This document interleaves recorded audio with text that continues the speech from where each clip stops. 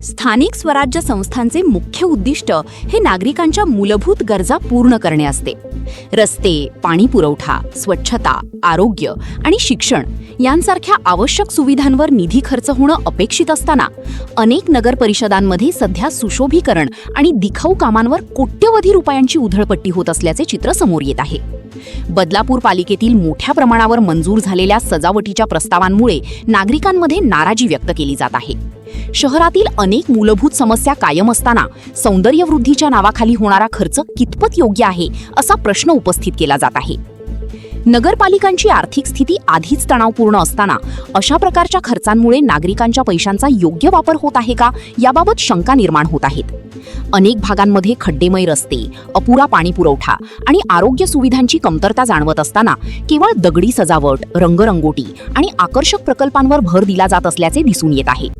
विकासाचा खरा अर्थ नागरिकांच्या जीवनमानात सुधारणा घडवून आणणे असा असताना प्रत्यक्षात मात्र दिखाव्याच्या कामांना प्राधान्य दिले जात असल्याची टीका होत आहे. याहून गंभीर बाब म्हणजे काही ठिकाणी एकाच स्वरूपाच्या कामांसाठी वेगवेगळ्या निधीतून प्रस्ताव मंजूर झाल्याचे प्रकार समोर येत आहेत. आधीच पूर्ण झालेल्या कामांसाठी पुन्हा निधी मंजूर करणे, पुनरावृत्तीने प्रस्ताव सादर करणे किंवा समान कामांना वेगवेगळ्या नावांनी मंजुरी देणे यामुळे आर्थिक अनियमिततेची शंका अधिक गढत होत आहे. प्रशासन आणि लोकप्रतिनिधी यांच्या संगनमतातून सार्वजनिक निधीचा अपव्यय होत असल्याची भावना नागरिकांमध्ये निर्माण होत असून त्यामुळे स्थानिक स्वराज्य संस्थांवरील विश्वास डळमळीत होण्याची भीती व्यक्त केली जात आहे. शहरे आकर्षक आणि आधुनिक बनविणे आवश्यक असले तरी त्यासाठी नागरिकांच्या मूलभूत गरजांकडे दुर्लक्ष होऊ नये अशी मागणी सर्वसामान्यांकडून केली जात आहे. प्रत्येक विकास कामामध्ये पारदर्शकता, उत्तरदायित्व आणि नागरिकांचा सहभाग आवश्यक असल्याचे मत व्यक्त होत आहे.